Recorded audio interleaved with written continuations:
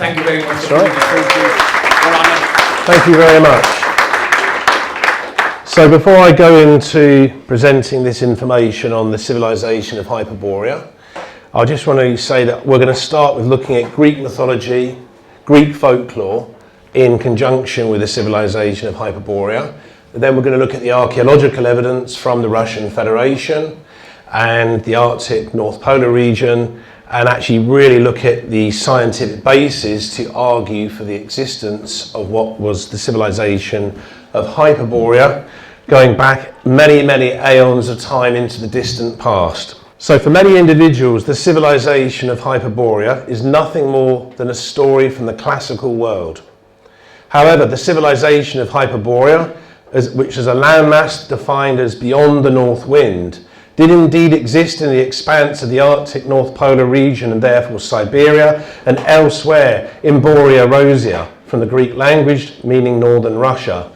This civilization was known to have been founded and developed by seemingly bioetheric Nordic Aryans. I can explain that at the end of the talk in terms of frequency, vibration, genetics and DNA, vibrating at a faster rate many thousands of years ago in conjunction with the geomagnetic ley lines of planet Earth, and how this has all changed and everything's become much more condensed over the last few aeons. Now, the civilization of Hyperborea was believed to have been founded around 5,810,642 BC.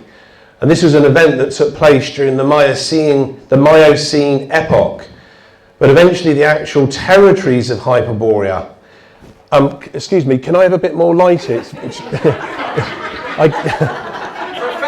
got into the dark ages here, I can't see anything, help! Let there be light. That was the word, there we are. Thank you very much.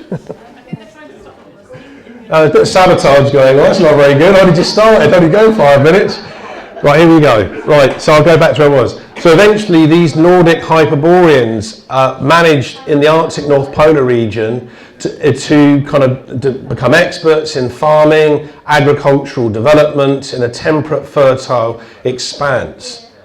We know that they constructed various crystal pyramids and crystal temples in land masses known as Pagochora, which is Iceland, also known as Pagogis, and also the landmass known as Prasinochora, or Greenland, also known as Prasinogis, and the faraway north of the Arctic continent. Even though much of northern Russia and what became known as Great Tartary or Great Tartaria, which I'm sure many of you have heard of, which is a much later civilization, but now we see in northern Russia much of the landmass is covered in glacial sheeting, snowy landscapes, and the destruction and fragmentation of the civilization of Hyperborea took place around 25,869 BC. So Hyperborea was a fabulously luscious and fertile land, constantly bathed in warm weather with all summertime, so it wasn't 4 seasons like we have in the United Kingdom and parts of Europe and so forth. The communities of Nordic Hyperboreans were essentially defined as a kind of Aryan people, blessed with extreme longevity, peaceful settlements, telluric electricity generators, boundless lighting and heating, and the concept of sickness, disease, and ill health was never a problem and was not something that any individual who was part of that civilization could even conceive of. From what has been written about Hyperborea, the landmass was described as having southward perimeters that were bordered by the Riphaean Mountains, also known as the Riphaean Mountains or the Riphaean Mountains and the Riphaean Mountains, and in the Greek language this means windy mountains. We know from the researches that have been done that the Riphaean Mountains today equate to the polar Urals and the northern Urals in north-central Russia, in the area known as the Yamalo-Nenets Autonomous Okrug of north-central Russia. The main waterway of Hyperborea was known as the Eridanus River that flowed into the Baltic Sea, and the banks of the Eridanus River were lined with amber weeping poplar trees. Its aquatic environment was home to massive flocks of great white swans. Because the landmass of Hyperborea produced biennial fruits, vegetables and grain crops, most of the countryside was extremely fertile.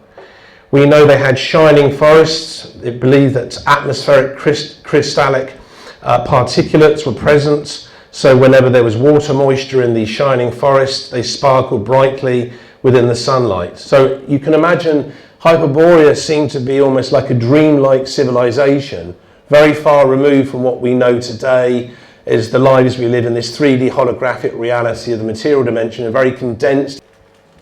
We know, for example, that Hyperborea, when it was destroyed around 25,869 BC, had produced a vast amount of occult technology.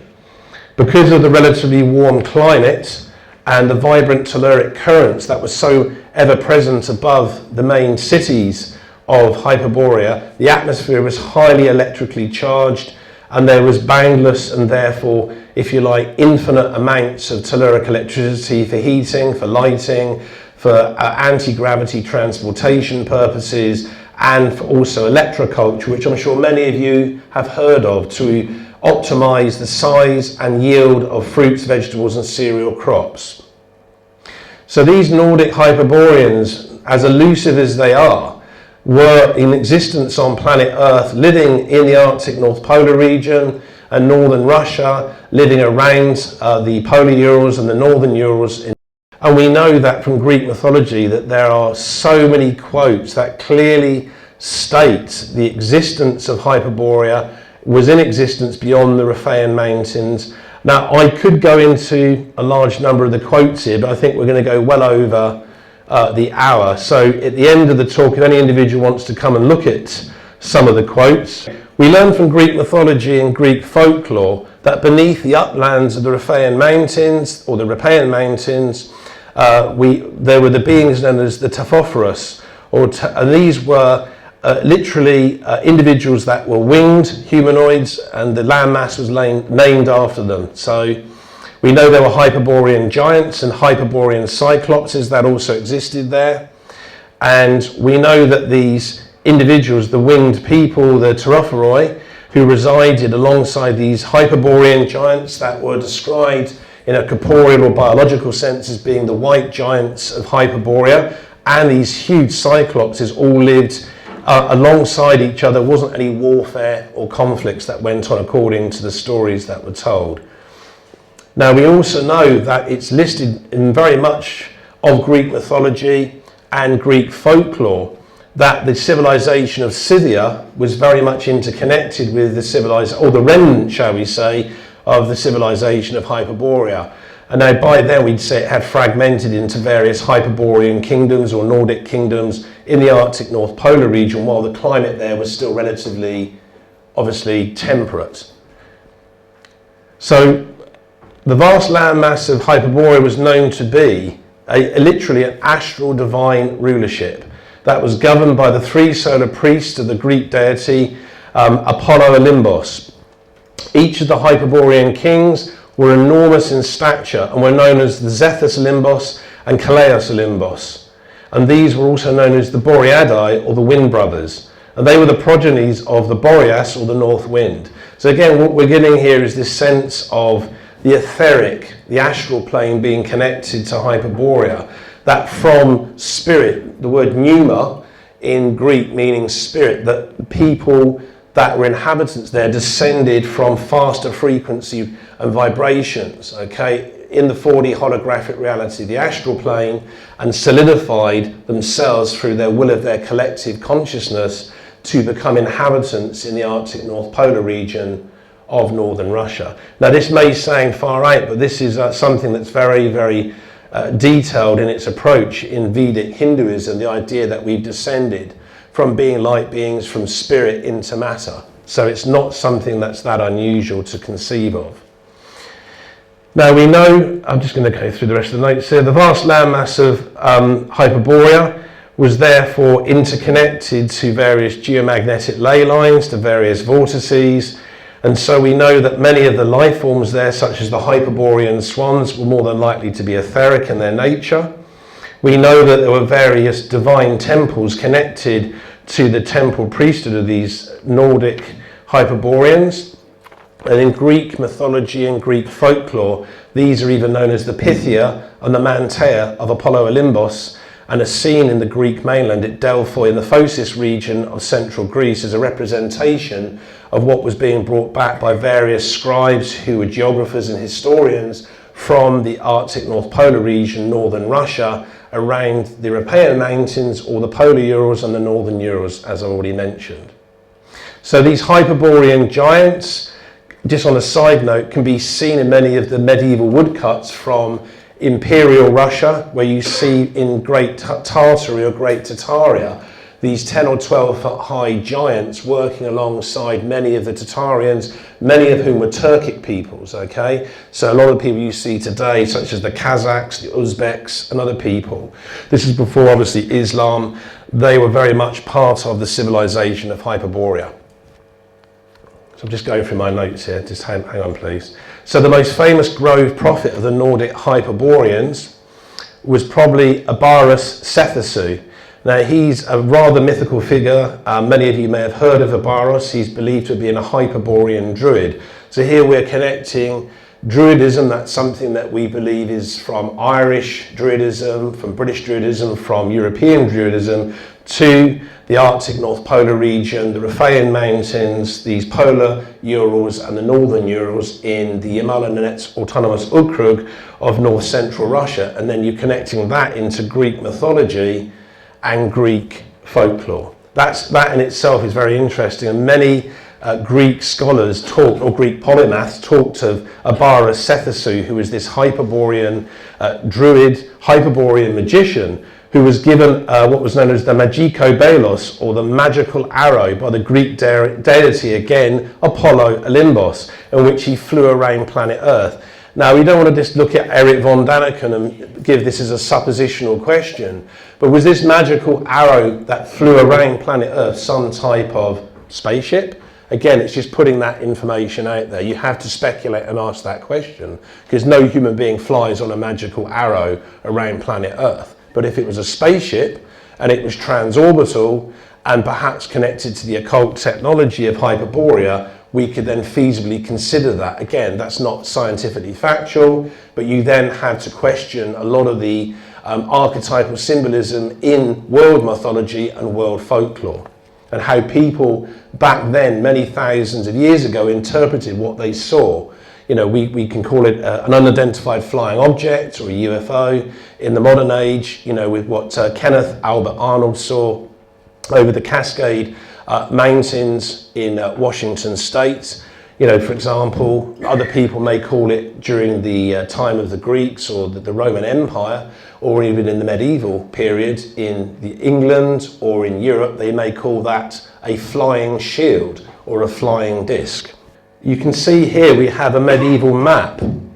This medieval map clearly shows the 4 large land masses that are supposedly the fertile expanse of Hyperborea in the Arctic North Polar region. You can clearly see that. It's interesting to note also that if you look there to the top right, if you just look there, it says Oceanus Scythius, the Scythian Ocean. You see that there? So we have a connection culturally and ethnically to the Scythians, Hyperborea, and the Arctic North Polar region. And this landmass here, you see the Asian continent on the right-hand side. Much of this is really effectively northern Russia, and that's obviously the Scandinavia there, the actual Fennoscandia landmass of Norway, Sweden and Finland, the top part of it. And this is Novaya Zemlya there, which is a very large archipelago, actually just off the coast of northern Russia.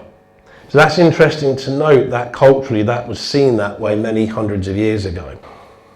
So we had to also note that the Phoenician Aryans explored the landmass of Ireland around 2490 BC.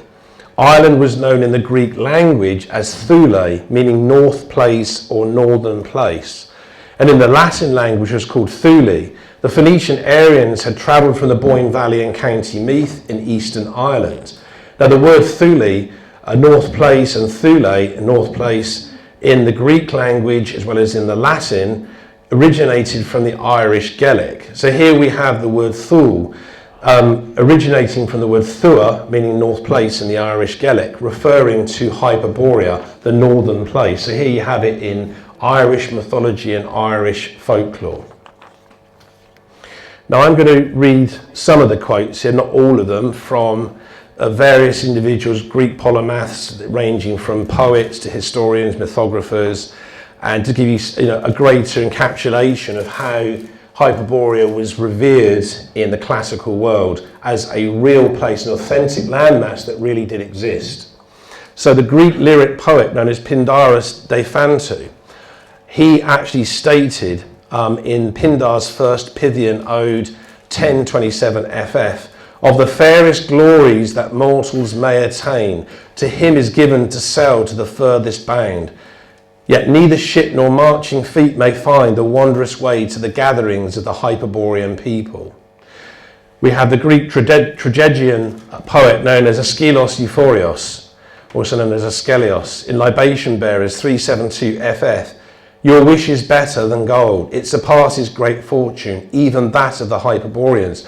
So this individual, Aeschylus Euphorios, was referring to the idea that the wealth of the Hyperboreans was utterly boundless, that they had literally vast caches of gold, silver, platinum, palladium, gemstones, rubies and sapphires. It was, and perhaps these things were of no importance to these Nordic individuals that lived in the Arctic North Polar region, whereas to other people there was a wealth, a sense of value placed on such precious metals and gemstones.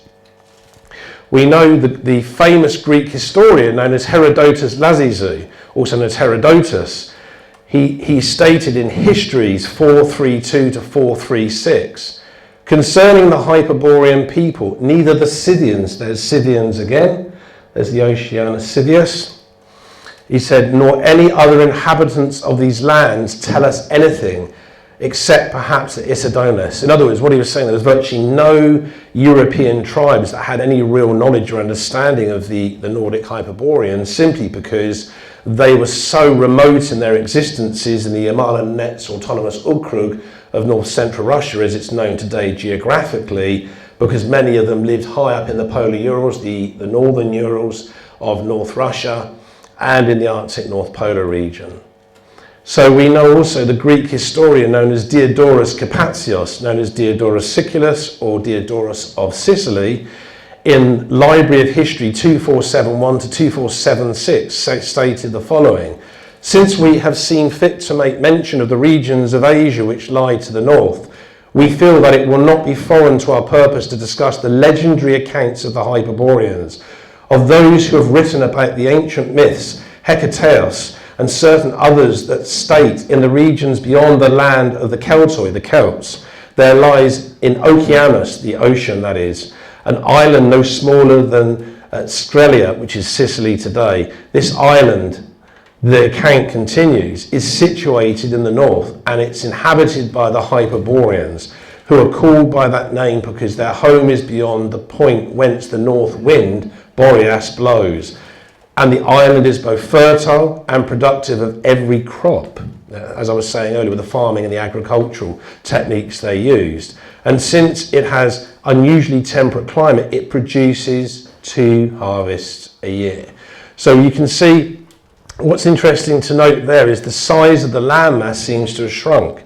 So we're looking back only maybe, a few millennia ago. So Hyperborea, as I explained in the chronologies at the beginning and the opening of my presentation, literally shrunk in time. That would probably be to do with tectonic activity, sea quakes, coastal erosion, perhaps the loss of the more temperate climates in the faraway north of the Arctic North Polar region. And this led to a lot of the populations moving southward into northern Russia, moving across into the Kola Peninsula, the Murmansk Oblast of northwestern Russia as it's known today, further down into the Yamal-Nenets autonomous Okrug of north central Russia, and across to the Yamkacha Peninsula and the Russian Far East as it's known today, and the Kolnina Mountains and other areas in northeastern Russia for their own safety and sanctuary, so they could rebuild their lives and their farming and could survive and procreate and still exist as a population, which is a natural thing to do. It's basic survival technique. mythographer known as Apollodorus Enemerius, also known as Pseudo-Apollodorus, in Bibliotheca 2, 114, stated the golden apples of the Hesperides. These apples were not, as some maintain, in Libya, but rather were with Atlas among the Hyperboreans. So obviously Atlas, again, we see this connection to the 12 Olympians of Greek mythology, Greek folklore. We see this connection with the Hyperboreans living in the faraway north, and these connections to the Mediterranean and the Greek mainland. So the Greek historian called Diodorus Capatius, in Library of History 2471 to 2476, said the following: since we have seen fit to make mention of the regions of Asia which lie to the north, we feel that it will not be foreign to our purpose to discuss the legendary accounts of the Hyperboreans. So just reiterating that point from earlier, many of the Greek scholars and Greek polymaths saw Hyperborea as archetypally as an essential element to their own teachings and their own researches. The question is why? If it was just an irrelevant landmass that never existed, a fairy tale of no relevance, why would so many individuals over many centuries in mainland Greece, the Greek islands, other parts of mainland Europe be so interested in discussing this so-called, fairy tale landmass, this non-existing landscape? Because it existed. If you look at Carl Gustav Jung, he talks about racial memory and the collective unconscious. We can then postulate by using that mode of thinking in his type of Jungian psychoanalysis that many of the classical Greeks had a genetic and racial memory passed down through word of mouth, because much of the teaching was through oral instruction, the same as it was with the 20 years of training to become an Irish Druid or a British Druid, or to be a temple priest involved in European Druidism. The Greek historian called Diodorus Capatius, also known as Diodorus Siculus and Diodorus of Sicily, in the Library of History, book 2474 to 2475, he said the following: we are informed that the Hyperboreans also have a language which is peculiar to them.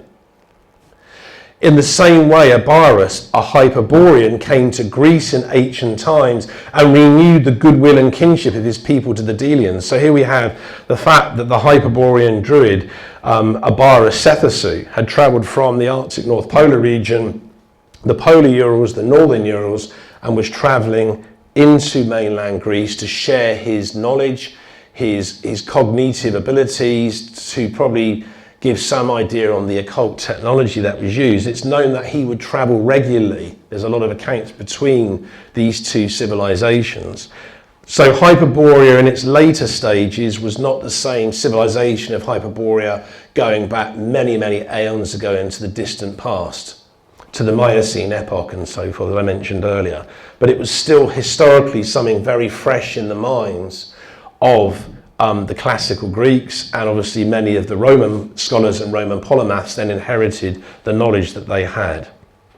We know that the Greek epic poet called Apollonius Celio, or Apollonius Rhodius, or Apollonius of Rhodes, in Argonautica 4594 FF, stated the following: on their return voyage to Greece from Colchis was an area around the Eugene Sea or the Black Sea, on the border of the Caucasus region and Central Asia, in Greek mythology and Greek folklore.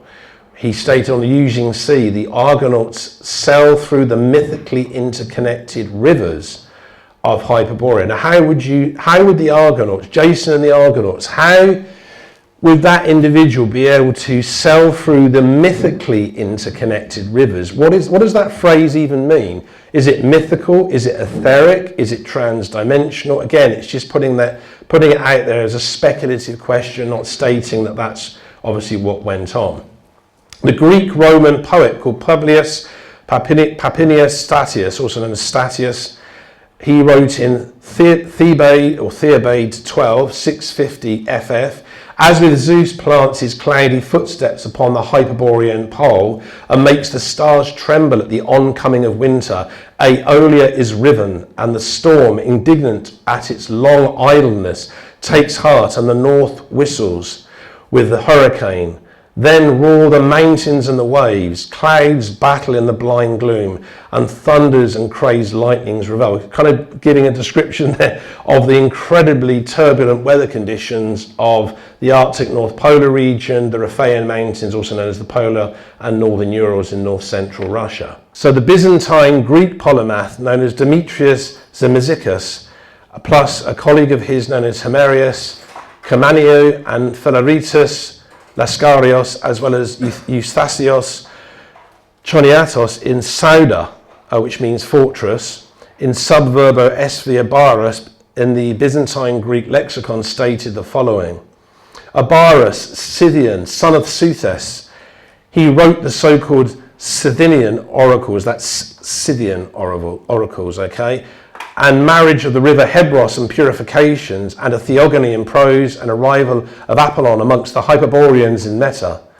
He came from Scythia to Greece. The legendary arrow belongs to him, the one who flew on it from Greece to Hyperborean Scythia. So there we have this idea of the magical arrow, which isn't really a magical arrow. I believe it was some other kind of device or transportation mechanism that was used that we don't really understand today in terms of aeronautics. So the Roman natural philosopher known as Gaius Plinius Secundus, also known as Pliny the Elder in Natural History 488 FF, stated, behind these mountains and behind Aquila there dwells, if we can believe it, a happy race of people called the Hyperboreans, who lived to extreme old age and are famous for legendary marvels. The question is, what are those legendary marvels? Was that some kind of the occult technology they had? Again, I'm just putting it out there as a question. Does anybody here want to ask any questions for a couple of minutes, just to recapitulate, to go back over what I said? I mean, is it clear what I'm conveying? Has anybody got any questions at all? Yeah. What about winter at the North Pole? As I said, the seasons were very different. The actual polar axes of Earth was different, and the rotation, the spin of planet Earth was different many thousands of years ago. So there was a different North Pole? It was much more temperate than it is today. It was much more, you could grow fruits, vegetables, cereal crops there. It was a totally different environment there. And that's the same for the Antarctic continent, by the way. They have found many, many thousands of palm trees buried down there under thousands of tons of compacted ice and snow. We know that they have found pyramids down there as well. Now, in the second half of the talk, I'll be coming on to talking about the extensive archaeological evidence in northern Russia that's been found to do with these remnant pyramids from Hyperborea. So we know that they wouldn't have built such vast edifices there in the distant past from the Miocene epoch and onwards. What would be the point in an area which is glaciated with permafrost? You couldn't grow there. You wouldn't just build vast pyramids. You would build it where it would actually draw down telluric electricity, like with the Bosnian pyramid in the Visoko Valley in Bosnia, and many other locations such as the Shan Pyramid or White Pyramid in the Shenxi province of central China. So we know that they serve a much greater purpose to do with electroculture, with the growth of fruits, vegetables and cereal crops, to do with the raising of livestock, to do with the overall biological and medical well-being of the inhabitants. Now on this map here, I don't know if you can see, but this area up on the top, this northwest, this area, I will just go a bit nearer. Let's have a look. Where Archangelesque is there, the Archangelesque Oblast is where a number of the pyramids have been found. This is the Murmansk Oblast and the Kola Peninsula, this area here. It's one of the largest peninsulas on planet Earth. We know there's remnants of Hyperborean pyramids have been found in the Novaya Zemlya island chain or archipelago next to between the Barents Sea and the Kara Sea. And the area here in the centre, below the Kara Sea, this area is the Yamalo-Nenets Autonomous Okrug, defined as the Polar Urals and the Northern Urals. And that's the Kamchatka Peninsula, the Konoha Mountains, and this area, the Russian Far East, up into the East Siberian Sea and the Bering Sea. These areas, there are vast amounts of archaeological remains. And I just want to state this without going into too many more quotes for the time being. that when it comes to, for example, the Smithsonian Institution in Washington, DC, they're not remotely interested in doing archaeological digs in these areas. But the Russian Academy of Sciences has been actively involved, and we're going to be coming on to this in the second hour of this talk. And it is quite staggering how there's been so much, you see what's going obviously with the current geopolitical situation. I won't go into too much detail, with the Russian Federation. There seems to be a complete denial of a lot of the history in the Russian Federation connected to both Great Tartary or Great Tartaria and obviously Hyperborea, and going up into the Arctic North Polar regions, all the various island chains of Franz Josef Land. All these areas are connected to a much older prehistoric civilization we can define as Hyperborea. The Roman natural philosopher known as Gaius Plinius Secundus, or Pliny the Elder, he was fascinated by Hyperborea as a civilization, and he did many researches into it, as did and still do many of the scholars in the modern age.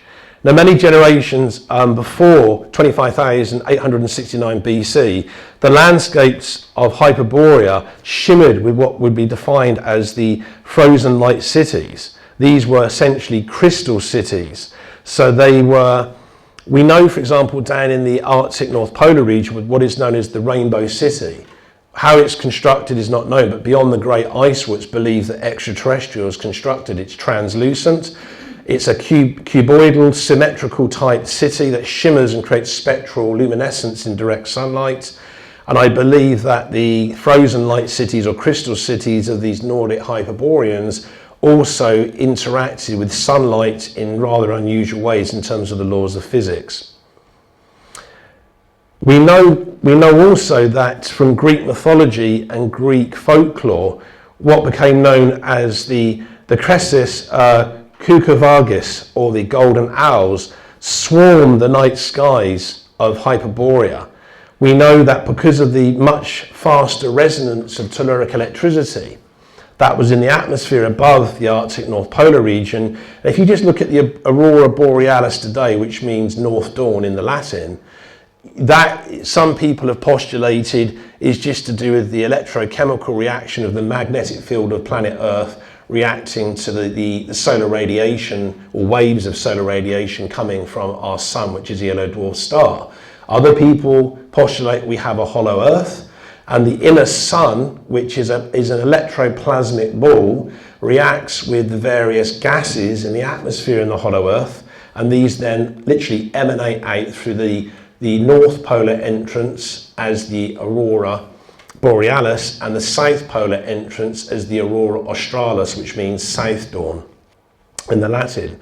Now, again, that's just speculation. There's no proof either way to confirm that. So that's just, again, just putting it out there is speculation. But when it comes to understanding Hyperborea in its initial stages as an etheric-based civilization, we can see that it was definitely a civilization connected in some way to telluric electricity. It was definitely connected in a much more profound sense to the 4D holographic reality of the astral plane.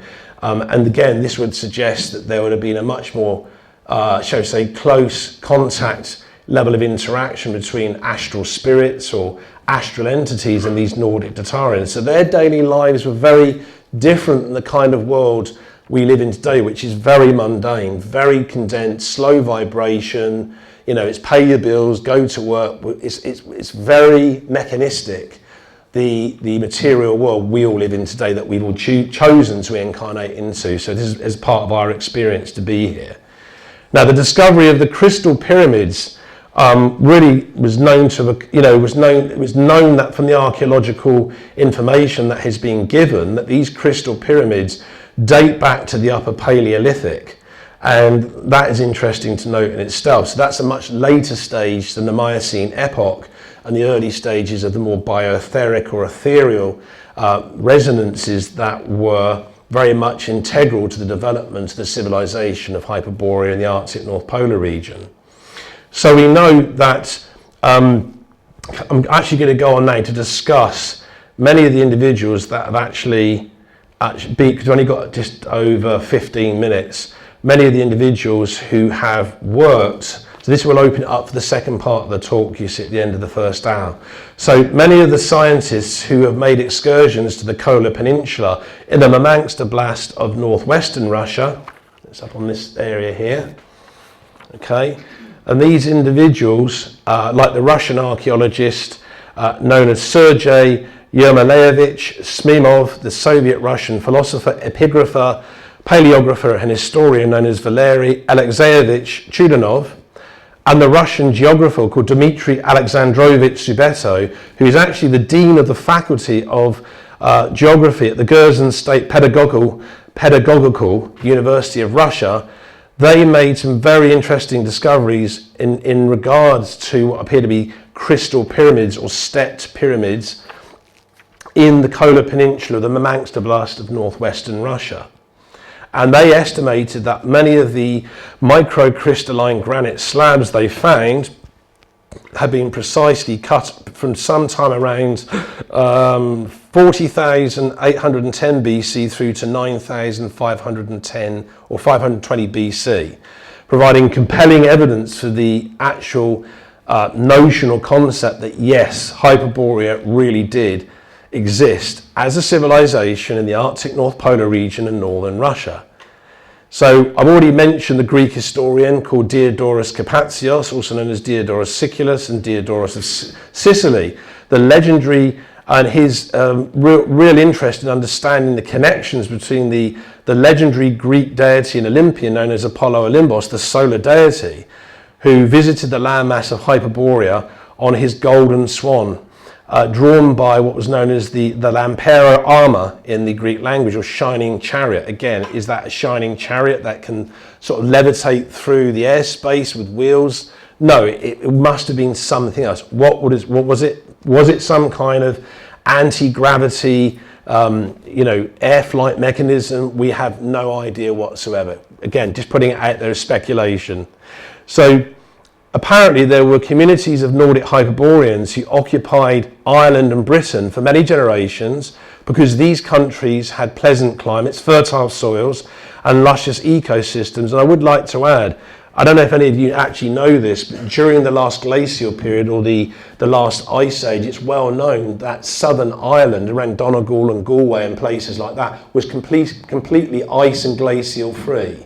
They have found thousands of skeletons there with C14 radiocarbon dating, and they date back to at least 9,500 BC.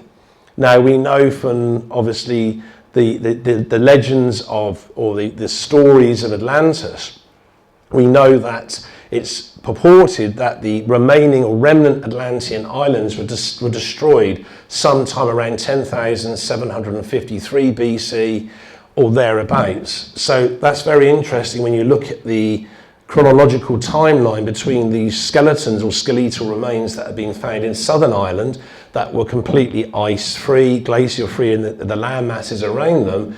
And we also know that they have found caches of seeds and various fossilized remnants of plants that appear to be cultivated alongside many of these skeletal remains. So again, was that connected to Hyperborea? Was it a colony of Nordic Hyperboreans? Was there a racial and ethnic connection between the civilization on the Atlantean islands and the Arctic North Polar region? Again, it's out there for speculative questioning.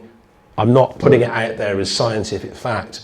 The key to understanding the past is asking questions, investigating, considering, and collating data and evidence, discussing it with learned individuals, polymaths and scholars, and actually trying to narrow down to credible evidence, which I hope I'm doing a reasonably good job of doing so far in this presentation. So the Greek geographer known as Herodotus Lysizou, who some knew as Herodotus Lycesius and Herodotus in histories 432 to 436, was very adamant there was a connection between the Hyperboreans, these Nordic Hyperboreans, and the Scythians. So again, was there some kind of racial genealogical connection with the collapse of Hyperborea? Could we postulate, for example, that there was a number of the individuals that then established the Scythian Empire, you know, in different parts of southwestern Russia and parts of central Russia. Again, just putting it out there as a speculative question. Okay, so according to the conclusions of the Imperial Russian biologist called Professor Alexander Vasilyevich Barchenko, contingents of Nordic Hyperboreans travelled from the Arctic continent and the Arctic North Polar region around 10,500 BC. There's that date again, interesting. This happened because a great flood drove the individuals who were Nordic Tatarians, who eventually became many of the Slavic Caucasian peoples residing there, to flee the area during what would appear to have been the very pinnacle of the Golden Age or the Golden Period, which occurred around 10,590 years BC through to 8,590 BC, for roughly sort of 2,000 year period. So these various Nordic peoples from the civilization of Hyperborea then departed from the Kola Peninsula and the Murmansk Oblast of northwestern Russia and travelled southward. So again, we know that the Scythians moved into southwestern Russia. Coincidence?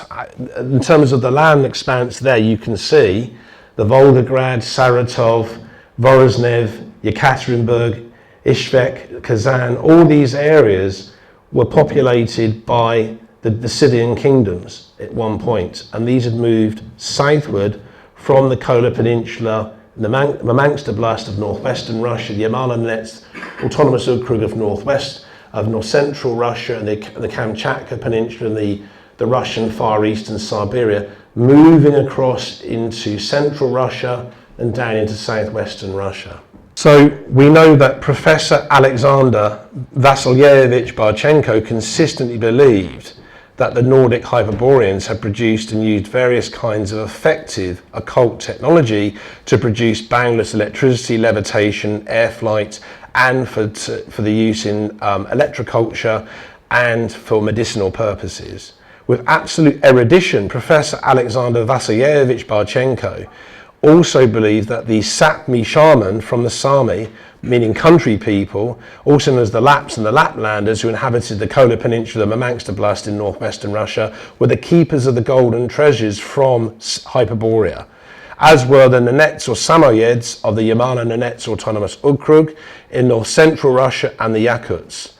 And then again, we look at the Evenks that some define as the Ewenks or the Evenki or the Ewenki, the Yukagirs or the Yukagurs, and the Slavic Russians of the Sakha Republic, that is also called Yakutia Republic, and the Chukchi or Chukcho, the Koryaks and the Slavic Russians in the Chukotka autonomous Okrug of the Chamchatka Peninsula, the Russian Far East and northeastern Russia, all as different ethnic groupings are believed to be the holders of ancestral knowledge concerning the civilization of Hyperborea. Would like to add that in actual Russia you have a movement called Hyperboreanism.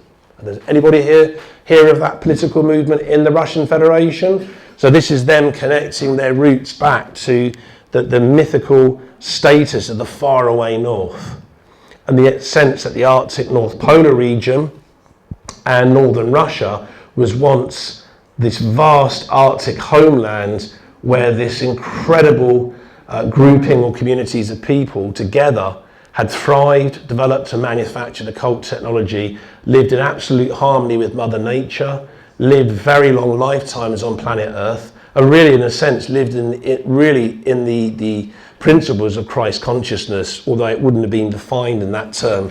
That's more like a New Age movement term that we use today. And this obviously is obviously an artist's rendition of this is a vast, although it's just an artist's rendition by an individual from the Russian Federation. And this shows what appears to be a Hyperborean king, a statue of a Hyperborean king, literally frozen in time in the Arctic North Polar region. Looks like something out of a Hollywood movie. This is also another artist rendition of what appears to be a prehistoric crystal city of Hyperborea in the Arctic North Polar region. And it's interesting to note the concentric rings, very much similar to what we know from Greek mythology and Greek folklore concerning the concentric rings of the Atlantean island, or the civilization of Atlantis, that apparently existed in the North Atlantic Ocean many thousands of years ago. Interesting geometric comparison there. This is an incredible photograph of the polar Ural Mountains in northern Russia, or north central Russia. And who knows what lies in the vast expanse of this remote region that has never been touched by the Smithsonian Institution in Washington, DC, or any individuals who are credible in terms of archaeological researches at Oxford University or Cambridge University. They filter a lot of the information coming from the Russian Academy of Sciences in Moscow. And, you know, it would be the case if that vast caches of occult technology from Hyperborea were discovered by Russian scholars or Russian polymaths. I don't think much of it will be given coverage in New Scientist or Nature magazine or Scientific American anyway. Again, this is just an artist rendition. The individual you see on the left it represents a Hyperborean giant. You just see a temple priest. It's believed, as with Great Tartary or Great Tartaria, from many of these medieval woodcuts from Russia, what you see is this co-collaborative relationship. There's a peaceful coexistence between the giants. We can call them Hyperborean giants or Tartarian giants, and the occupants of these civilizations. Again, these are just, so I'm just giving you these kind of fantastical bits of artwork before going into the really technical scientific information in hour 2 in the talk after the half-hour break. This is a very interesting, this is a medieval map. Now you can see from the map, what can you actually see from northern Russia? A lot of this is all greenery. You see this is all greenery. This map represents, for the medieval period, it's well over 500 years old. A lot of fertile expanses in northern Russia, which today, as you've just seen from the polar Ural Mountains, completely snowy covered, glaciated, completely infertile. There are no trees or shrubs or any kind of flowering or non-flowering plants growing there. So that demonstrates there was a knowledge that there was a lot of fertile expanses in the faraway north of northern Russia at one point in the distant past. This is another photograph of the polar Ural Mountains, and as you can see, extremely barren today as it is, snow and glacial covered, maybe small clumps of grass, but there are no trees. There's no pines, larches or spruces or cedar trees growing there. It's extremely barren. It's got a minimal frozen based or icy based ecosystem. Very little exists there in terms of sort of any profound ecological diversity. We know that, for example, when it comes to Professor Alexander Vasilyevich Barchenko, that he was a keen student of religious and supernatural topics. And because of this, Professor Alexander Vasilyevich Barchenko therefore did a considerable amount of specific researches into the cultural and ethnic links between northern Russia and Hyperborea. We know that on the 25th of April 1938, unfortunately, Professor Alexander Vasilyevich Barchenko was actually executed in Moscow as part of what became known as the Velikaya Chesitka, or the Great Purge. Unfortunately, under Soviet communism, like so many individuals, he was done away with. And so I've really come to the end of the first hour. I've only got a couple of minutes. Is there any questions at all from any individuals in the audience? Do you know that place where you said with the rainbow? You know where that is on the map? You know the crystal place? The Rainbow City, yes, I do, yes. You do? Where is it? It's beyond the Great Ice Wall. If you go where the Transantarctic Mountains are, where the Weddell Sea is in Antarctica, you need to go in from there. I don't know the exact, because it's a large expanse, but if you look at the old maps of where the south polar entrance is meant to be into the hollow earth, Rainbow City is believed to be constructed on the very edge, because a lot of the UFOs, the spacecraft, use it as a launching area to go into the hollow earth and also into outer space from that area. And that's also one of the reasons why, if you look on Google Maps, the whole area is constantly is blacked out. You can't see anything. So no one planning any trips there? You can't go there. If you went there, you wouldn't be coming back. You wouldn't. We know that people whole teams of journalists have never returned from there. Well, I had a one-way ticket from Dudley, but I got in. Is there any other questions, ladies and gentlemen? Have you got pictures of the pyramids? Yes, all in the second half. All the archaeological stuff. What I was trying to do in the first half was give all the back, all the mythical stuff from Greek mythology. It's very complex. That's just a tiny amount. And I'm actually glad I managed to cram most of it in. But yes, so the first half was, as I did explain at the opening, it's just about the fantastical, is the narratives from Greek mythology and Greek folklore. I did touch on some of the actual. Can you use the microphone? Yes, sorry. I'll have my head turned this way. So yeah, that's basically the situation. Yeah, I'll be doing that all in the second half. And were they believed to be giants? Or? Yes, they found remains of skeletal remains of giants there. There's also hundreds of medieval woodcuts from going into looking at that explain Great Tartary or Great Tartaria that show these 10, 12 foot high giants, and many of which are female or giantesses alongside the Tartarians. And the way they're dressed, it suggests they're Turkic peoples, a lot of them.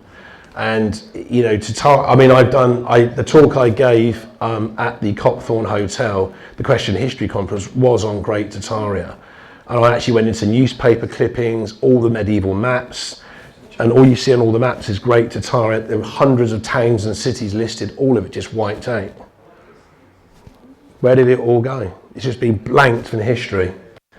So either everybody's completely insane, who's a map maker, cartographer, historian, geographer, Greek polymath, Greek scholar, all the Romans, for thousands of years, or they're all right, and it's been a cover-up.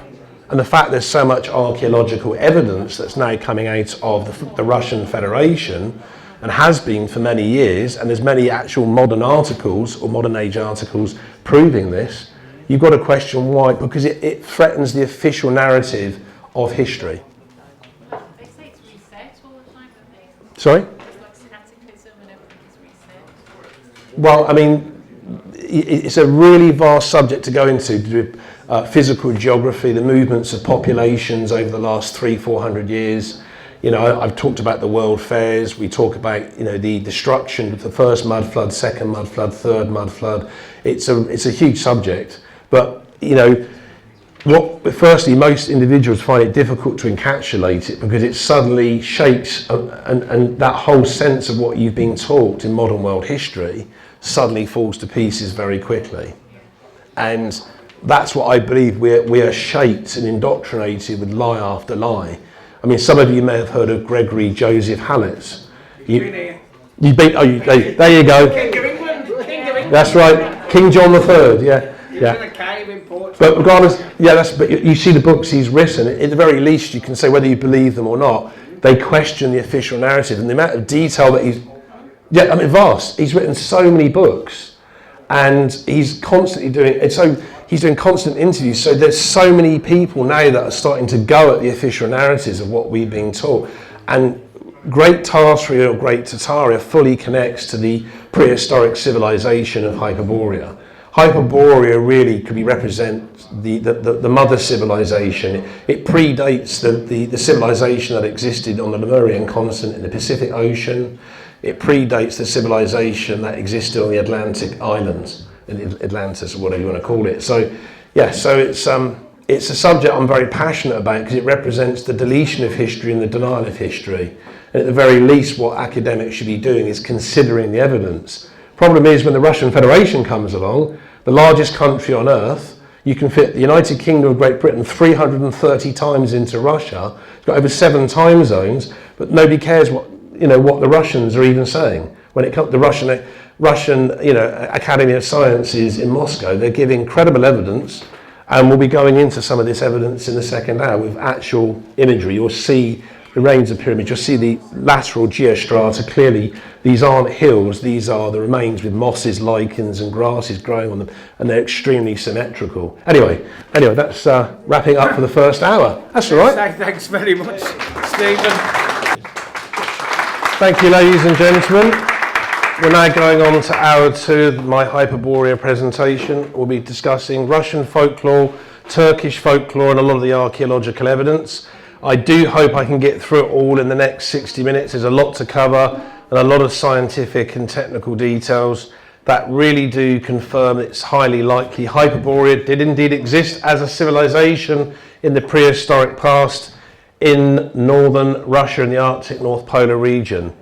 So from certain stories that have come from Russian folklore and Turkic folklore, it is known that over many generations contingents of the Nordic Hyperboreans apparently had managed to escape from the geographic reaches of northern Russia, where past sort of expanses of Hyperborea had existed and the civilization had flourished. These individuals, according to Turkic folklore, were historically known as the Judeski Narod, the foreign people, or the Judeski Layudi, foreign people, that's also known in the Russian language, that went into what is stated to be the Palaya Zemlya, meaning the hollow earth, where they became definable as the Podzemlya Narod, or the underground people, or the Podzemlye Layudi, the underground people who established themselves beneath northern Asia. For the communities of Nenets, who are likewise known as the Yurak and the Samoyed, the presence of the Nordic Hyperboreans has always been a tangible fact in their cultural and ethnic backgrounds for many centuries. The settlements of the Nenets, or the Yurak and Samoyed, who reside in the Yamalo-Nenets Autonomous Okrug of north-central Russia, the Nenets Autonomous Okrug of northwestern Russia, and the Teymirsky Dolgano-Nenetsky district of north-central Russia, which extends along the coastline of the Arctic Ocean and then reaches into the Arctic Circle. So all these individuals in these different communities have stories or narratives and accounts of some kind of interrelationship over many generations with these individuals and Aryan peoples that live these secluded lives in the polar Urals and so forth, in the northern Urals and other reaches of northern Russia. So according to the Nenets or Samoyed, there was the Sirako-Nanesia, the white people, also called the Sirako-Nanesia, the white people, and another grouping known as the Myocena Evaniba, the wandering orphans, who appear to be the parentless children of many of these Nordic Hyperboreans who had tried to find sanctuary for their own survival in the reaches of northern Russia. Now, this geographic location where these individuals had travelled from is where the civilization, interestingly, of Great Tartary or Great Tataria would eventually be culturally and politically founded during the medieval period. So apparently many settlements of these elusive light people also resided in the Zazirsia, I'm trying to pronounce these Turkic words, meaning the shining caverns, that interlinked with the Tereya or Teria, meaning hollow earth, or the Tersada, meaning the hollow earth. Over further or subsequent generations, these Chudeski Narod, or foreign people, or Chudeski Layudi, or foreign people, had gone on to become the dwellers of the subterranean reaches of the hollow earth and were known to exist under vast expanses in passageways under northwestern Russia, north-central Russia and northeastern Russia, and were ruled by the Yalyaniba, the light women. So it appears to be that many of these survivors from the civilization of Hyperborea were part of the divine matriarchy, where some kind of divine priestesses or temple priestesses were seen as the ruling class to try and create a survivability factor for the generations to come, so they didn't obviously perish as colonies. Some of the Nenets or Samoyed also believe that passageways extend from the polar Urals and the northern Urals, interestingly, in north-central Russia, beneath the Novaya Zemlya island chain that is surrounded by the Barents Sea and Kara Sea and Franz Josef Land, which is located in the Arctic Ocean. We also know, when it comes to Russian folklore and Turkic folklore, the Belya Glazyi, Chudeski Narod, or white-eyed foreign people, or the Belya Glazyi Chudeski Layudi, white-eyed foreign people, are perceived to be some kind of Aryans who are described as having blue eyes and blonde hair and pale complexions. But they are very, very, very private. They don't go near any urban populations in the townships or any of the cityscapes of the Russian Federation. They're very, very elusive. It is believed that, as I mentioned earlier, they're subterranean dwellers. I have no idea how much of this is true, but it's interesting these stories correlate across the various tribal groupings of the Central Asians, the various Turkic peoples. It's a long-standing traditions they have concerning such subterranean dwellers that believed to have come from the civilization of Hyperborea, and possibly even later dates from Great Tartary or Great Tataria that existed in northern Russia and its colonies in different countries around planet Earth. The famous Baltic German-Russian naturalist called Alexander Gustav von Schrenck, who came from nearby Tula in Western Russia, had a conversation with certain Nenets of Samoyed on the 15th of April 1863. Apparently the conversation transpired in the pastoral Tazovsky district of the Yamalo-Nenets Autonomous Okrug in northern Russia. And he interviewed many of these Nenets of Samoyed that described the shimmering lanterns that frequent the night skies up in the what's known as the Alazoya, or the Light Mountains in the polar Ural Mountains and northern Urals, called the Alazoya Light Mountains because these lanterns are so commonplace, seen at high altitudes by these Nenets or Samoyed. The same Nenets or Samoyed told Alexander Gustav von Schrenck on the 15th of April 1863 that in the polar Ural Mountains and the northern Ural Mountains there are many cliff faces or rock faces that have perfectly round windows that have been carved into them, and it's believed that these have what appears to be glass or silicon dioxide type fittings that are being placed into there, and within these dwellings inside these cliff faces or rock faces, many of the Chudeski Narod or Chudeski Lyodi, the foreign people,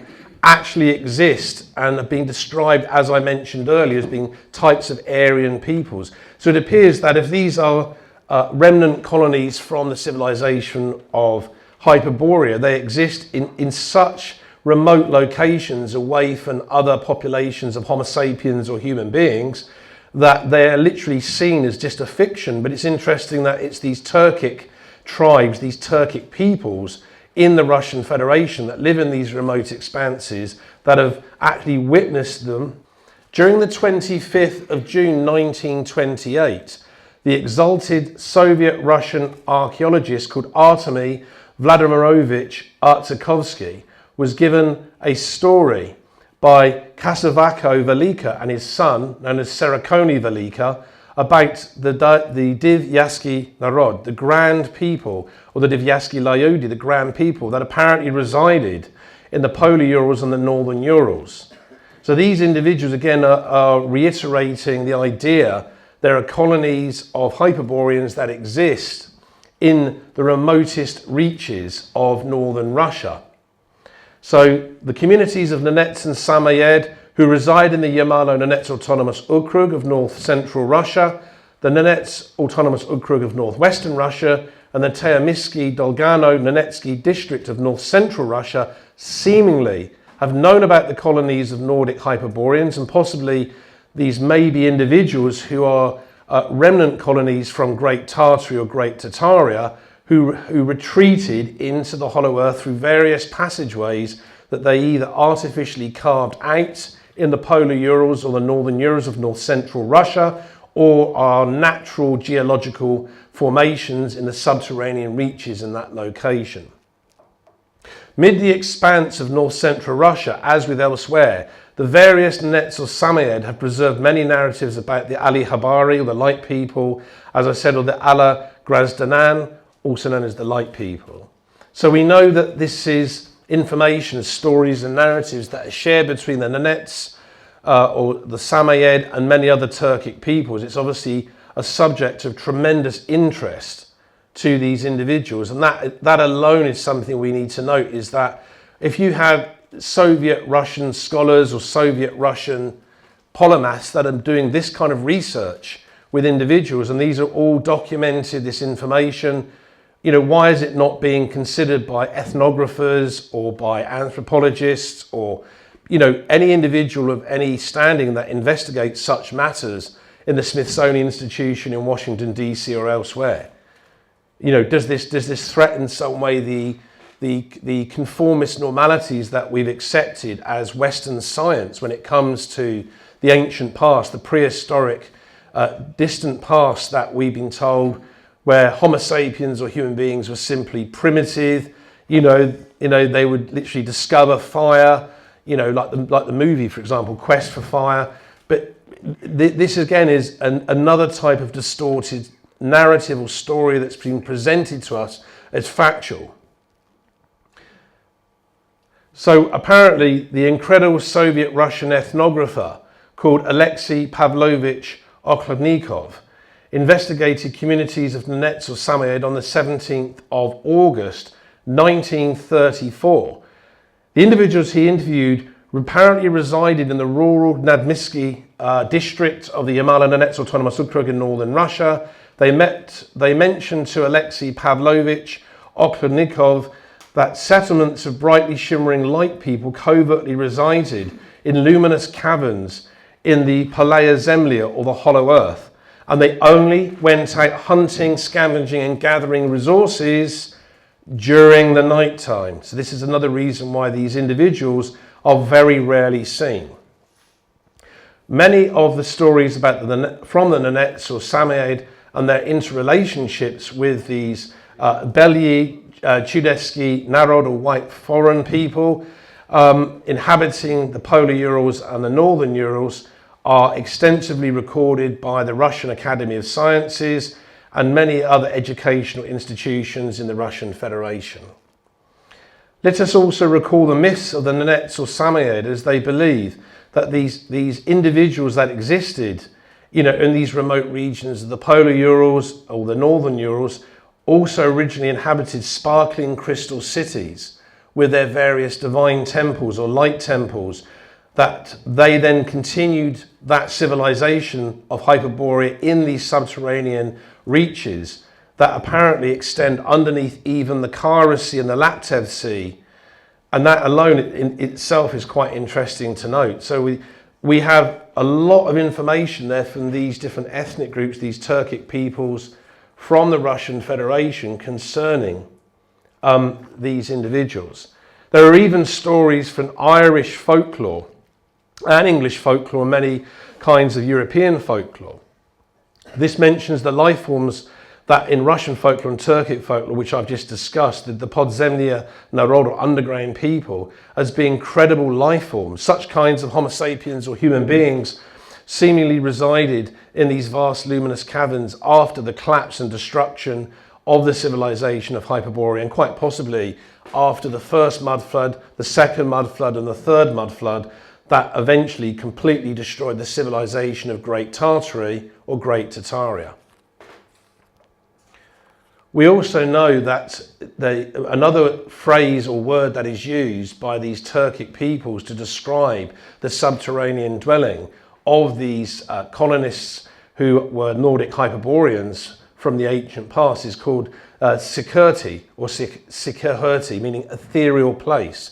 This again touches on the connotation of the 4D holographic reality of the astral plane, and it's somehow its cultural and spiritual connections to the ancestral lineages of these Nordic Hyperboreans. So was their DNA, their genetics vibrating at a faster frequency range than ours? Were they as solidified and condensed as the Homo sapiens or human beings of today? Or were they something else? Were they types of humanoids? Again, just putting it out there as a speculative question.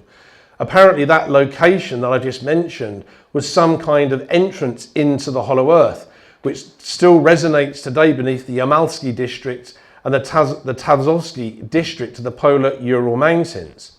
So from the perspective of the Nenets or Samoyed just outside of the town of Salakard, and the larger settlement called Obdorsk in the Yamalo-Nenets Autonomous Okrug, it appears there was once an invisible portal known as the Sikirti, the ethereal place, that led directly into the Hollow Earth. So again, this touches on the idea of geomagnetic ley lines intersecting vortices and the opening of these dimensional portals. So we have to put it out there again as a speculative question. Were these Nenets or Samoyed fully aware in terms of their shamanic beliefs are fully aware of how to manipulate these geomagnetic ley lines, intersecting vortices to access various dimensional portals into the hollow earth. Again, it's just a speculative question I'm putting out there. So none of the classical Greeks were known to have actually explored Hyperborea, the landmass beyond the north wind, in any way themselves. A lot of their information, as a lot of the quotes obviously I gave in the first hour of my presentation, had been handed down from first, second and third hand sources over many, many centuries. The question is, where did all these Greek scholars and Greek polymaths get all this information from? Again, there's no real discernible evidence as to how they received such information from the distant past, from the Upper Paleolithic, from the Neolithic age or the New Stone Age. So we know that there was some kind of trading interrelationship, as I mentioned in the first hour, with Abara Sethasu, who was a Hyperborean druid who travelled constantly between the civilization of Hyperborea in the Arctic North Polar region and northern Russia into mainland Greece, and would go back into not northern Russia, more specifically perhaps north central Russia on a regular basis. So there was obviously, it's almost like a one-way sort of procedure of interaction in terms of trade, where it was mainly individuals such as Abara Sethasu, the Hyperborean druid, whom some people would class as a Hyperborean magician and a Hyperborean polymath, who would explore mainland Greece, the Greek islands, the Mediterranean region, and then travel back up into northern Russia. So we know also that there was an interconnection between the Nordic Hyperboreans and Greater Scythia when it came to locations such as the Adriatic Sea and the territories around the Mediterranean basin in the later centuries.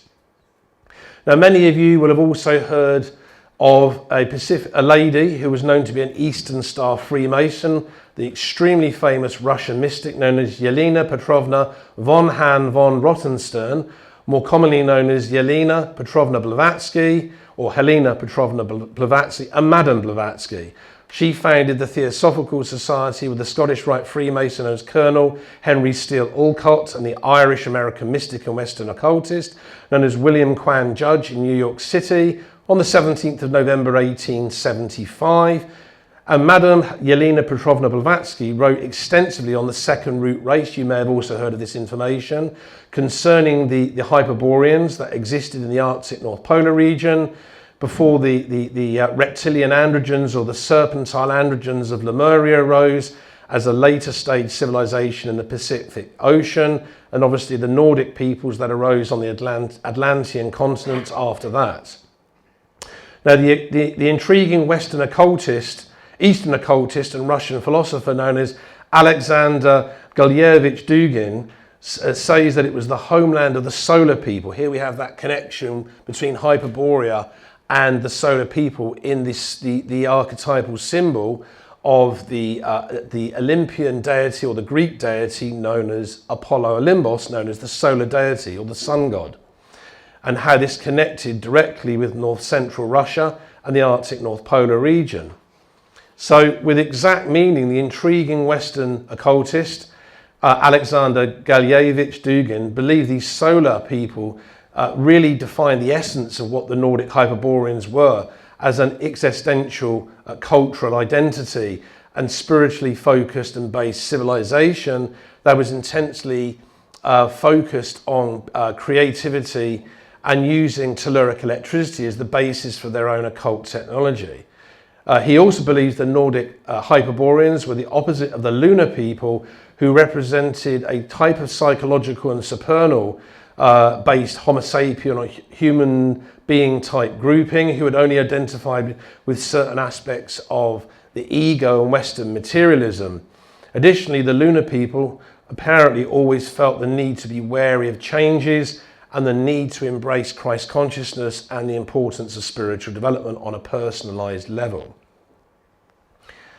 Okay, so there were numerous Greeks from the classical period who had a narrative about Hyperborea that was consistent, and they believed it was the place known as the Massa Nyctos Elios, meaning the midnight sun, which shimmered in the Arctic North Polar region, the vast expanse of the snowy faraway north. The famous Greek geographer known as Hecataeus Hegesandrou, who some know as Hecataeus Hegesandrius and Hecataeus of Miletus, actually mentioned in line 48 of section 15 in the Genealogia, meaning descent study in the Greek language, that was also titled as the Historiae, or meaning histories, or learned study, that the divine temples of the Hyperboreans were built, quote unquote, after the pattern of the spheres and were situated in the regions beyond the land of the Celts. So the lands of the Celts would be parts of Central Europe and Eastern Europe. So we're heading towards the Caucasus region and heading from there back into north central Russia. With joyful intensity, the renowned Greek lyrical poet known as Alcaios Nuthesius, also known by the name as Alcaios Nuthesius and Alcaios of Mytilene, sang of the actual excursion of the solar deity known as Apollo Olympos. So here we have them reinforcing the idea of a solar deity and the link between the Greek mythology, Greek folklore, the civilization of the classical Greeks, and this far away north of Hyperborea. And it's very interesting to note what he states on line 1 to line 7, section 1, to Apollo, book 1, hymns of the Aketriadian Perimetron, which means handbook of measures. So this handbook of measures actually comes from Hephaestion Xenekios, and he actually stated the following: "Our King Apollo, O child of mighty Zeus, when you were born, your father gave you a gold headband and a lyre of tortoise shell, and more, a chariot drawn by swans. You were to go to Delphi and the Castalian springs, whose waters are the gift of broad Caphissos, and there deliver justice to the Hellenes through the oracles. But when you seized the reins, you made the swans sail north to the distant land of the Hyperboreans, and though the Delphians begged you to return, with paeans of flutes and circles of women dancing about the tripod." So you can see there was a lot of adulation, a lot of exemplification of the civilization of the Hyperboreans as being a landmass of incredible supernal development, of immense golden wisdom in a state of absolute bliss amongst the individuals living there. We know that further into the icebound reaches of the Arctic Circle and the Arctic North Polar region, the vast and remote White Mountains were known to shimmer across the landscapes of northern Hyperborea in the sunlight. And the aurora borealis, or the northern dawn, created incredible spectral effects upon the snow and the glacial sheeting in the outer lying districts, while creating further colourful shimmering effects upon the actual fertile expanses where all the fruits, the vegetables and cereal crops grew in such vast abundance. Such incredibly remote locations were controlled by the Greek deity, apparently known as Boreas Olympos, according to many of the stories from Greek mythology and Greek folklore. The remote landmass of Hyperborea was a fabulous expanse of eternal spring located in the faraway north, and was a place of great joyous bliss for those that existed there. From the stories of Greek mythology and Greek folklore, we know that the undulating golden river of Hyperborea, known as Eridanus, whose flowering banks were lined with amber droplets from the silver poplar trees, sparkled with golden waters and became the residencies for the almost seemingly endless massive flocks of white swans, who sung in great choral quacks and hoots together. For the Nordic Hyperboreans, the climate of their landmass was everything, for it allowed them to feel great happiness. Many of them could sleep, obviously, all year round outdoors. They had no need for heating, didn't really need lighting. It was a completely different world, and much of this civilization extended into the Caucasus region and parts of Eastern Europe during the existence of Hyperborea. Much of the Kola Peninsula and the Murmansk Oblast of northwestern Russia, next to the White Sea, was actually a location where the Beli Velikani, as it's known in the Russian language, or white giants, who were also known as the Severnii Velikani, or the northern giants, who had existed in large settlements there in those very remote reaches in the faraway north. The awning southern peaks of the Riphaean Mountains, or the Riphaean Mountains of the Polar Urals or the Northern Urals, were also purported to be the dwelling places of the griffins. It is interesting to note that they were known as the Grippes, or the Griponus, also known as the Gripes, and the Grifonus, meaning curved beings, simply because of their huge talons and their curved beaks.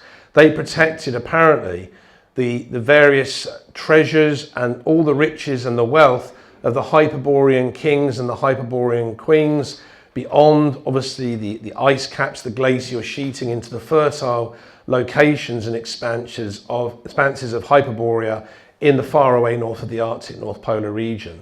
So we know that Hyperborea was technically a royal theocracy, and under this royal theocracy you had the priest-king trinity, with 3 priest kings of the solar deity ruling above all else, which was Apollo Olympos. With a climate of eternal spring and the spectral presence of what was known as the Ionia in the Greek language, or eternal radiance, the landmass of Hyperborea was capable of producing 2 Pacific huge grain harvests every 12 months, with only 50% of the work or labour required on any farm or agricultural expanse when compared to the Greek mainland. Most of Hyperborea was left wild and intensely fertile, diverse ecosystems within the shining forest and the luscious meadows that covered the landmass of Hyperborea that thrived with such incredible prevalence. None of the Nordic Hyperboreans feared any kind of soldiers, any threats of warfare or conflict from the Greek mainland or any other countries in the Caucasus region or parts of Eastern Europe or Central Asia, as the geological and topographical protection which their landmass afforded them meant the Hyperboreans lived very, very free and peaceful and blissful lifestyles. We know there was, in the later stages of Hyperborea and the Hyperborean kingdoms, close interrelationships with the classical Greeks and many of the Scythian Aryans that lived in central Russia and southwestern Russia. Even though Abara Sethasu, the Hyperborean druid, is an elusive individual, he represents the archetypal symbol of much of what Hyperborea became to many of the classical Greeks, as well as many of the Roman scholars or Roman polymaths. And when it comes to considering the idea of these Hyperborean giants or Cyclopean giants, we know there is a genealogical and physiological connection to the Tatarian giants that is seen in many of the woodcuts, the medieval woodcuts from both medieval Russia and imperial Russia, that really described in a pictorial sense the interrelationship between these various Turkic peoples who were pastoralists, agrarianists, or farmers, and these incredible Tatarian giants. The question is, where did all these Hyperborean giants or Tatarian giants suddenly disappear to? Many of the skeletal remains have been found in Russia. That's interesting to note also. So we're going to go on now to looking in the last 20 minutes of this talk, actual real archaeological evidence. So I'm just going to go through that now.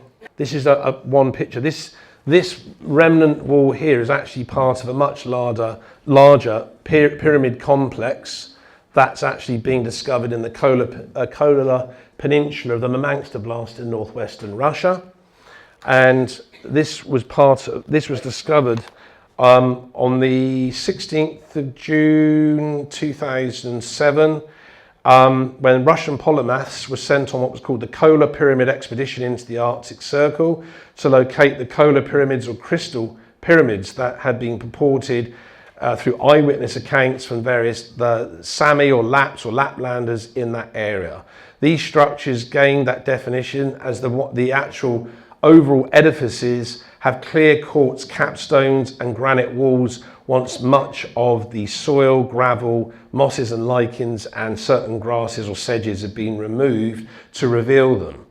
We know the individual scholars that went there on the 16th of June 2007 there was an individual who was a press secretary and a Russian astronomer from the Pulkova Astronomical Observatory, or the Central Astronomical Observatory of the Russian Academy of Sciences, the RAS, called Sergei Yermoleyevich Smirnov, the fabulous Soviet-Russian philosopher, epigrapher, paleographer and historian called Valery Alexeyevich Chudanov, who came from the Russian Academy of Sciences, the RAS, and was the chairman of the Russian Academy of Sciences Commission on the Culture of Ancient and Medieval Russia, and the director of the Institute of Ancient Slavic and Ancient Eurasian Civilization. Along with these scholars who went on this This excursion, that was defined as the Kola Pyramid Expedition into the Arctic Circle, was the director of the Department of Geography at the Kherson State Pedagogical University of Russia in St. Petersburg in Western Russia, known to be the learned Russian geographical professor Dmitry Alexandrovich Subeto. Right, this picture here actually dates back to, I think it's around January 1912, 1913. And what you're seeing there, that pyramid there in the background, it's not a coal, it's not a pile of coal, it's actually a real pyramidal structure. And this was taken, this photograph, in what's called the Angelsk Oblast of northwestern Russia. It's very interesting to note, you'll find that again, the Smithsonian Institution in Washington, DC, as well as Oxford University, Cambridge University, and many other educational institutions won't touch this information. You won't see any evidence at all by any of these academics going anywhere near this information. They won't, it's just classed as fantastical rubbish to them. Okay. Here we see again in the Kola Peninsula, this is the base of a pyramidal structure that has collapsed. We're looking at a pyramidal structure. I gave dates in the first hour of the presentation, going far back into the Upper Paleolithic, consistent weathering and geological erosion over thousands and thousands of years, damp and rainfall, and all of this has collapsed. Much of this was a pyramidal structure. These were steps in a vast temple area.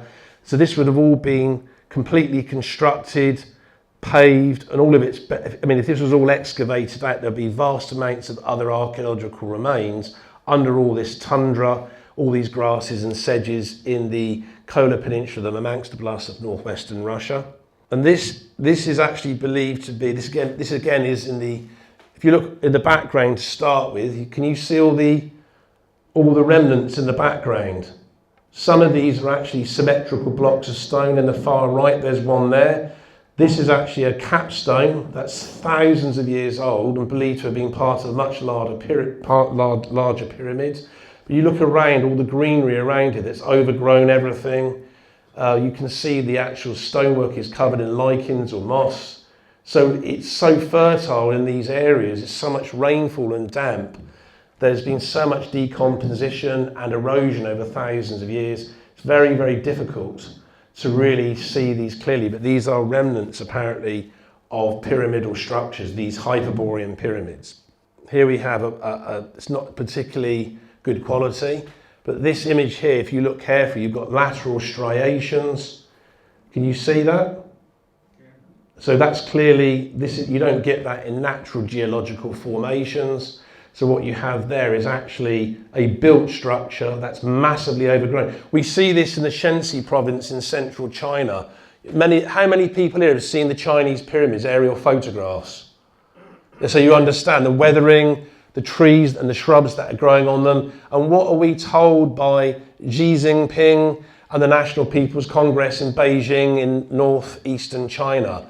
They're natural hillsides, they're natural mounds or formations. We know they're not. And if you can actually geometrically, they're all completely aligned because they were actually built on geomagnetic ley lines. Those pyramids you see in China, by the way, are probably connected to the civilization of Lemuria. They're nothing to do with Hyperborea. So pyramidal structures or pyramidal buildings were commonplace to the civilization of Hyperborea, as with the civilization on the Lemurian continent in the Pacific Ocean, and were commonplace also to the Atlantean peoples who had in their civilization on the continent of Atlantis. So here we have, again, another stepped structure in the middle of nowhere. So here you can see there's all the snow in the background. There's not really much growing. It's just, it's sub-zero permafrost, freezing cold, frigid weather, and just remnants. So whatever happened here in the past was a catastrophe. You can see there's part of a wall there to the left of the step structure. This has all been completely exploded out or blown out by some, is it detonated or is it some massive earthquake, some very, very disruptive tectonic activity? Who knows? It's difficult to really state. Maybe in the past there was a lot of volcanic activity there. But we know that these were parts of divine temples or light temples that go back to the civilization of Hyperborea in northern Russia. Again, this is in the Kola Peninsula of the Murmanskblast and part of the excursion I mentioned a minute ago. Excuse me, are they granites? Yes, that's correct. They're granite. There's a lot of weathering. We're looking. At least anything. Trying to range it. I think it's like 40,000. Around at least 40,000 BC to about 9,000 BC. So that they've been there for aeons and aeons. You can imagine. So to try and convince individuals, well, because it's so weathered and so eroded, but yeah, they're still there even now. Yes, they are. Do you know what the sizes are of blocks? I don't. I know they're in terms of, I suppose the size. You can. They're like. Yeah, I mean, look, like the stage area here. If you imagine that kind of steps, they're roughly that size, I would estimate. What would you think? Probably what, 12 inches up on that area? Yeah, I mean, they were obviously, it's part of an artificial structure, but again, it's in the middle of nowhere, thousands of square kilometres from any town or cityscape. I mean, as I said, the Kola Peninsula in the Murmanskblast of northwestern Russia is an extremely vast expanse. It's really, really huge. Oh, sorry? Did they find a quarry? No, so I'm not sure where they cut all that stone or rock from, but I would say it was precision cut at the time. You can see that it was probably extremely well built. Again, we can't see from there if there's any mortar between any of the stone slabs.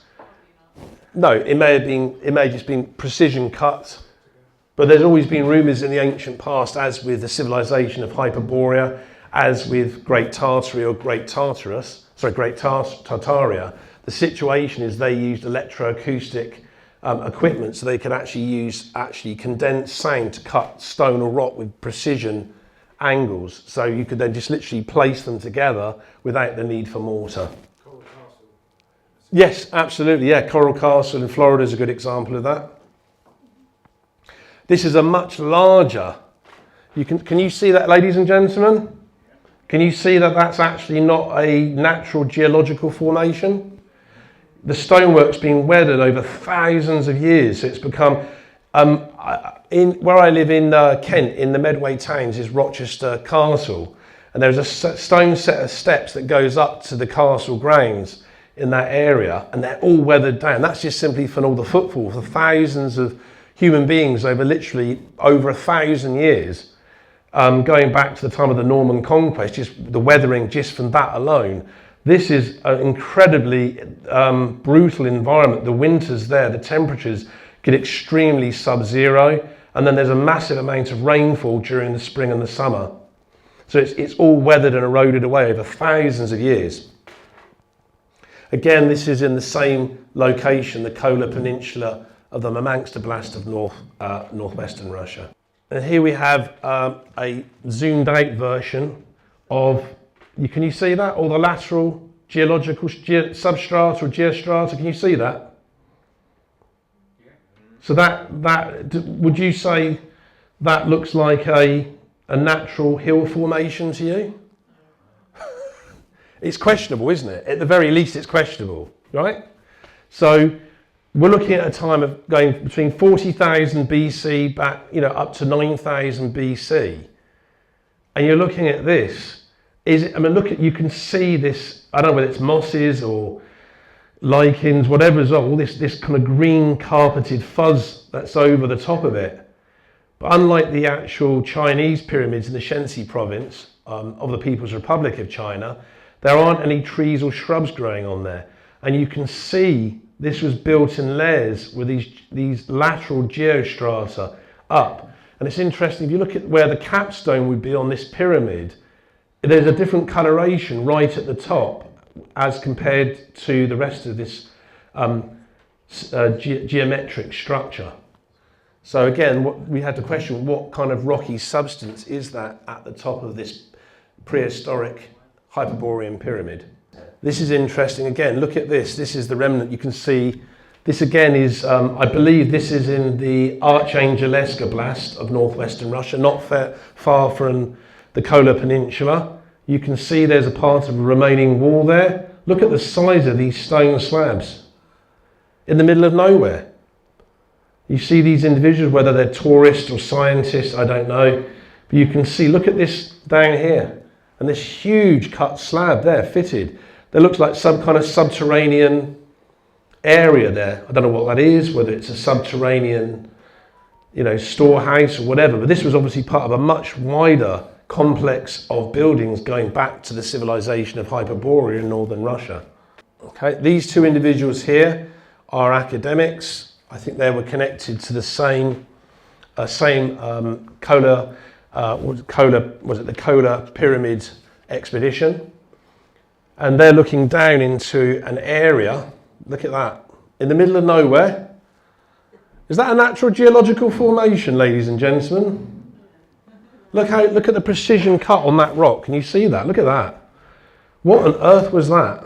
The engineering involved in doing that? How would people from the past, how would these Nordic Hyperboreans, what kind of occult technology could have cut through hundreds of tons of solid granite like that with those precision cuts? They've never found any remnants of all the shards of all this granite dumped anywhere within even 10, 15 or 20 kilometres radially around this area. So where did it go to? Where's it all gone? Was it pulverised? Was it turned to microfine rock dust? Who knows? Now to the next one. Here we are. This is part of another divine temple or light temple. This connects obviously to solar, lunar and stellar worship, going back to the civilization of Hyperborea. This was taken again in the Kola Peninsula, mainly in the Murmansk Oblast of northwestern Russia. You can see it's clearly a set of steps. Obviously there was some kind of roof line, tiled or other, that must have existed there. But look at the weathering that's taken place. Look at all the lichens on those rocks, how old they are. I mean, there was definitely a civilization that existed in northern Russia. There's no dispute over that, in my opinion. This is another sort of panoramic view of these two pyramidal structures. And there you can see how fertile this area with this beautiful pond is at the front. Here we have a closer up in photograph of that area I showed you earlier. You can clearly see this is all this. There's a set of steps where that gentleman's standing there that are being blown away. The bottom part of those steps has eroded away. Look how thick that piece of rock is. But that is being artificially placed there. You can see it, can't you? It's resting on it. And then you can see this is artificially being carved out. So this would have been a vast area, and a lot of it's interconnecting to the subterranean reaches below this area of northern Russia. This individual here, this is Alexander Gustav von Schrenck, the German archaeologist and German polymath I mentioned earlier. He did some of the most incredible work. As I said, he interviewed obviously these Nenets and Samoyed and made accounts of the various relationships they had with these colonies of Nordic Hyperboreans. Right, ladies and gentlemen, it's now coming up to 10:25. Would any of you like to ask any questions? Do you know if they're related, these pyramids, to all these stone circles in Britain and Ireland? I honestly don't know. I know that when a lot of the Stonehenge, Avebury Circle were first constructed, they weren't anywhere as irregular as they are now. They were very symmetrical looking. So you had rectangular oblong blocks of stone that were inserted, and over time they've become heavily eroded, weathered, and become very covered in moss and lichen. So yeah. The ones in Ireland and Scotland are 4,000 years Yeah. old, and they correspond with the Picts tattoo. That's right. To the Egyptian, or what you calling it, different names, but like that kind of symbology. Yes. Is found inside the caves. Yeah. Well. And the biggest one is like in eastern Ireland, near to Dublin, in a place called Tara. That's right. Hill of Tara in County Meath in Eastern Ireland. Yeah. That was the home of the 5 high kings of Ireland and the arch druids there. And that name is the Queen of Ireland, Tara. Yes, that's right. Yes, that's right. That area, by the way, also was where the Phoenicians actually had all their ships moored up. The original Phoenicians were the Irish Fenians. That's another story. They really were. You'll hear the story of, the Phoenicians were a Semitic people. Well, if you're mixing with local people over hundreds of years, your DNA and genetics starts to change. you then become culturally adapted and integrated into that location. That's a fact. So again, we have an accepted narrative with that, for example, that's a distortion. I'll give you another example of everything being distorted. What we need to do is be critical, independent thinkers. We need to think and question, why are we being given these narratives and why is it being shut down and ignored? Why is it they want us to live in this very slow, condensed, anti-spiritual version of the 3D holographic reality of the material dimension and not focus on the epic wonders of the ancient past and how other people lived in such incredible lives? Why? Because it's about the control of human consciousness. That's what this ultimately is always about. So if you have a civilization like Hyperborea, where there was occult technology, boundless telluric electricity being drawn down from the atmosphere, the ether, being used for lighting, heating, anti-gravity, vehicular transportation, for medical purposes, for electroculture, for the abundant growth of fruits, vegetables and cereal crops. Is that the kind of world we all live in now? It's not, is it?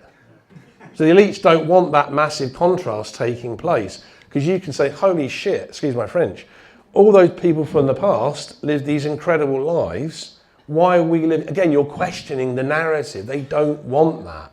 It's not about creating any revolutionary thoughts in people's minds. All it's about is if we all just focus on being critical, independent thinkers and making that effort, that creates a vibrational shift in itself. Okay, so that's really what this is about. It's not just about the civilization of Hyperborea, it's about unfolding everything else. So if you're going to question that the official narrative of the past, that's not just a story from Greek mythology, from Greek folklore. Suddenly you can say, oh well, maybe what's the situation with UFOs and alien abductions? Little green men from Mars. Suddenly everything can be questioned. You start questioning all of that. You start questioning the economic, the financial, the political. Everything gets questioned. Then the consensus reality we've all agreed to live in suddenly starts to shake and rumble. Everything starts to sort of seemingly fall apart in slow motion. And that, for the policymakers, the rulers, is extremely problematic. That worries them a lot. It doesn't worry you, it worries them. It worries the psychopathic individuals, the sociopathic individuals that don't give a proverbial about any of us at all. They're only there for their wealth, their power, resources, and keeping control over us. Yeah. So where do you think that mindset originates from? Because you've got that higher civilization. Yeah. So is there a counter civilization that kind of brings everything down? Well, you've kind of got two questions there. The first is, I'd say it's either an off-world intelligence, or it may sound something from the medieval period or the Middle Ages. I think there is definitely an element of ceremonial magic involved in what the policymakers, the elites, we can call them, are involved in. I think they are controlled at the very top of the system with a capital S by entities or negative spirits or something from the astral plane that they have summoned, that they believe gives them greater empowerment and that they are superior over us. They're very egocentric, the elites, incredibly egocentric. They're anti-psychic, anti-telepathic, they're anti-creator, they're anti-Christic. They hate anything to do with human spirituality. They don't want critical, independent thinking men, women and children. Why do you think they always target the children and the adolescents? Because you capture the minds of the, look what Adolf Hitler said, you capture the minds of the very young at that, at the age of 5 or maybe a bit more, and you can manipulate through indoctrination their thoughts. Again, it's about manipulating, controlling and restricting human consciousness. So yes, I believe in terms of what's not on planet Earth, I believe there are various galactic federations or galactic councils that are trying in some fashion, without directly interceding with the development of human beings on planet Earth, various methods they can indirectly intervene to help sabotage many of the plans of the elites or the policymakers. Does that kind of answer the second question? Oh. Yeah. Yeah. Were you pyramids, them all over the world. Yeah. Which nobody's still given us answers for why they're there, and who built them, and anything like that. Yeah. And then you get on to star forts, Yeah. which are all over the world as well. Yeah. And they've never said about those being built by. Oh, that's well, no. See, myself and my brothers, we've talked extensively about star forts or bastion forts. That's a bit more of a grey area. Okay, so when you're looking at star forts, there's two aspects here. Some have historical records that show they were built by Pacific European kings or European queens or European princes or princesses or nobles. Pacific information is available. Others were built over the remnants of older star forts or bastion forts that came from the old world empire of Great Tartary or Great Tatari. So there's two separate things there. Where a lot of people get muddled up with star forts is you get the conspiracy theorists running away. No, they're all built by these Nordic Tatarians. It was all destroyed and they were repurposed as armament areas or whatever, naval fortifications. Some were built for those purposes. Again, this is using critical thinking. So I've not gone in here and just gone into the information with like talk about Hyperborean pyramids and said in the first stone, yeah, it's all real. I've read the information. I've given you the stories and narratives from Greek mythology, Greek folklore, from the Romans and so forth. But then in the second, I've kind of transitioned to going into trying to give some kind of archaeological evidence, something visual you can see. And the information that's available from the Russian Federation on these Hyperborean pyramids is limited. The Russian people, and therefore the Russian scholars, the Russian polymaths, they're very secretive, they're very aware of how what they do can be spun and used against the Russian Federation by individuals in the Western world. Right, is there any more questions, ladies and gentlemen? Yeah. Is there any photographic evidence or anything of what's underneath? You said there's that man standing at the steps and under there was cavities and things. I'm going to be doing a lot more researches into the archaeological side because part of me realises that all these quotes from various Greek scholars and Greek polymaths tend to go over people's heads a bit because it's all a lot of old information from classical world. So I really want to get more into the up-to-date scientific and technical data from Russian scholars and Russian polymaths and put that out there with with high detailed photographic evidence. So I will be looking into that, yes, and see if I can get some more information. I think over the next few months and years, we're going to see a lot more coming out from the Russian Academy of Sciences on these Hyperborean pyramids. We also know from what Vladimir Putin has said, there's an understanding that Great Tartary and therefore Great Tatari also existed as a follow-on civilization from the Scythian Empire that itself has arisen out of the Hyperborean kingdoms. But again, this is not classed as orthodoxy in terms of Western science. So it will take a bit more effort in terms of researchers to get that information because it's not easy to really find a lot of it. If you do a Google search, you won't find a lot of information. Their algorithms are designed not to find it. You've got to go elsewhere. So I will be looking into it, yes. Thanks, ladies and gentlemen. I really want to say a big thank you to Claire and Andrew for inviting me. God bless you both. And thank you for attending and listening to the talk. I'm sorry if it was very overly detailed. I thought I had to try and kind of convey a lot of the information. It's a lot to take in 2 hours, so appreciated. Thank you. So I'm going to say thank you very much. I'm going to invite Gary come in 5 minutes just to say thank you very much. Sorry. Thank you very much.